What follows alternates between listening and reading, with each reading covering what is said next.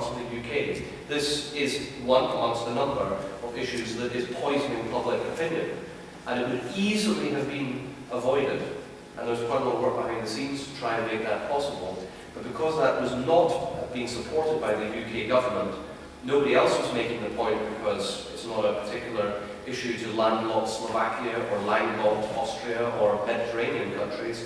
The point was never heard, so it was never included. So the 2 points I would make is, being part of something like the EU, does that mean that you have to accept things that you don't like sometimes? The answer to that is yes. Do I foresee circumstances in which things would be so bad that I would advocate Scotland not being part of the EU? No. But the postscript to all of that is, if you want to change it, you have to be part of it and not be semi-detached from it, and certainly not sit in the room outside the discussions. You would accept the status quo as it is on fisheries policy at the moment, with a view to changing it? Yes. If the EU Reform Treaty comes into effect, if Scotland inherits it like all of its other treaty obligations, is that something that you would continue to accept? Yes. And you would try to change from within? Yes. Anyone else have a question? Oh, I think you want to go again. Yeah, let's go. I've got a long list. No, it's not that bad. I wanted to ask you about the issue of Trident, which you spoke about earlier on. Because obviously this is an area where the Scottish government, if it wants to cause Westminster difficulty, it can, not least in terms of planning, as I understand it. How far would the SNP in government be prepared to push this if we get to a decision if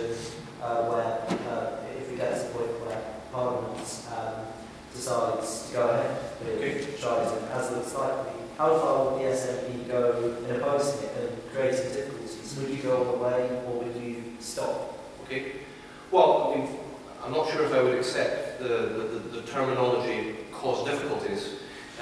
It's the settled will of the majority of people here that we don't have it. So it's not an issue of causing difficulties. It's just trying to get other. It's to try and get other people to understand that that is the position both of the government and the majority of public opinion, which interestingly is recognised by the UK government in relation to nuclear power. You will have picked up probably in the last week that Westminster thinks it is a very good idea to have new nuclear power stations.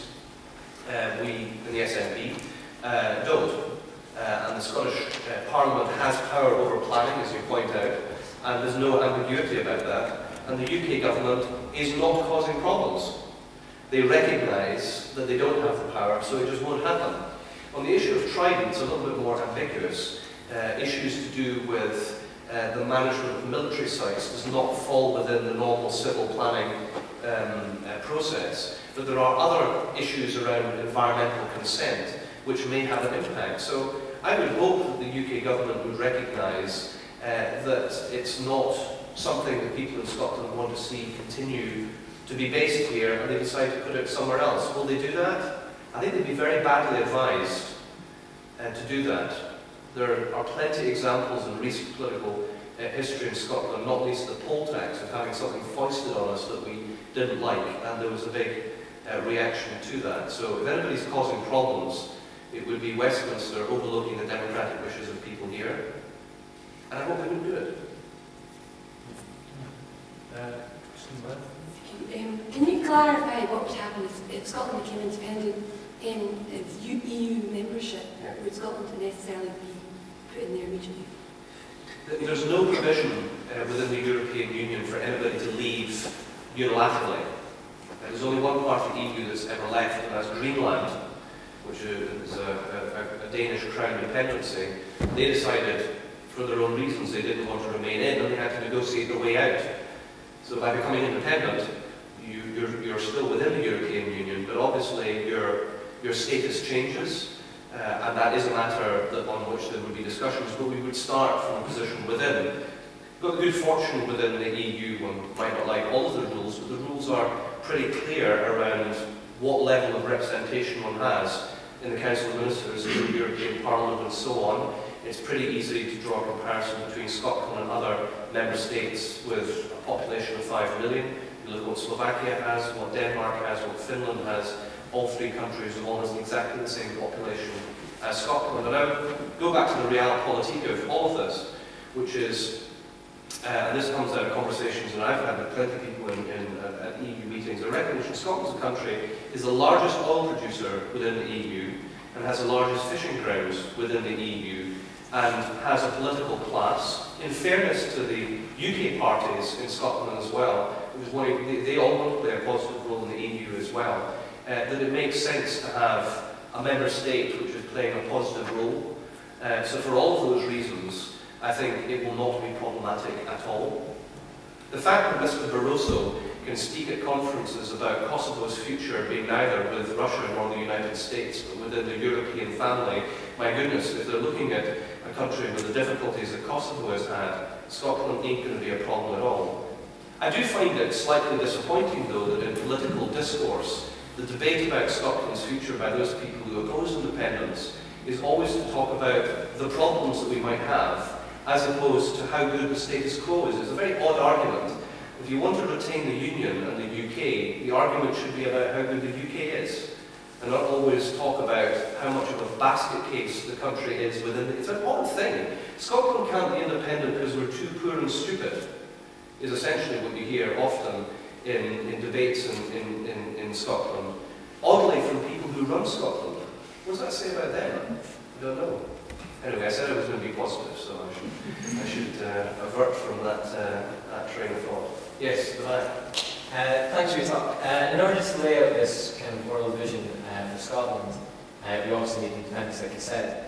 As a Scottish voter, I'd rather see the SNP consolidate themselves as an effective party in governance within Scotland and show that they can perform well for the people of Scotland, rather than constantly going on about independence, which isn't at the forefront of most people's minds. I think it's quite a sizable minority, but still, most people in Scotland aren't that concerned with it. I'd rather see better schools, better hospitals, less fat children in Scotland.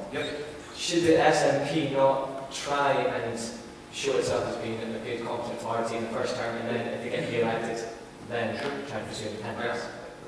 Excellent question, and I was asked to come and speak about Scotland and the world, so that's what I talked about. If you wanted me to talk about the competence of the Scottish Government 1 year on, would have happily talked about that too. As was said at the start, I was very involved in the Scottish election campaign, and we spent a long time in the run-up to it working out how were we going to pitch the SNP.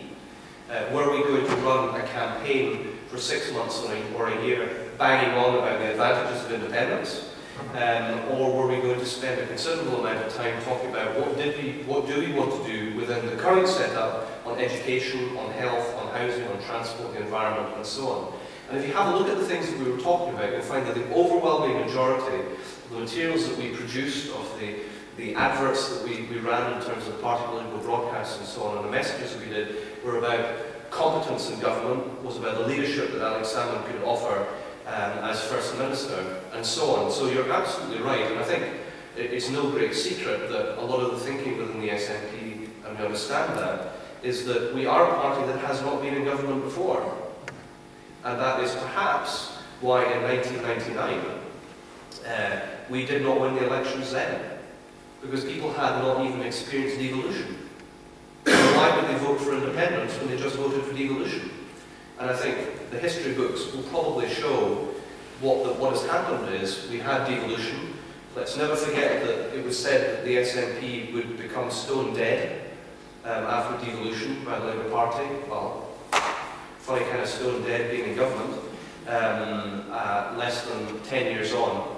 And I think probably what you're seeing is a journey for people which is about confidence. And we realise that for people to have further confidence, that we should make more decisions closer to home, is we have to show competence. It's interesting, if you think back, and some of you probably have, think back to the debate that took place in the late 70s and the 1980s. The very same arguments that are used against independence now are exactly the same arguments that were used by the Conservative Party against devolution. If there is a Scottish Parliament, business will leave. Big adverts in newspapers from business people saying, oh, if there's a Scottish Parliament, we heard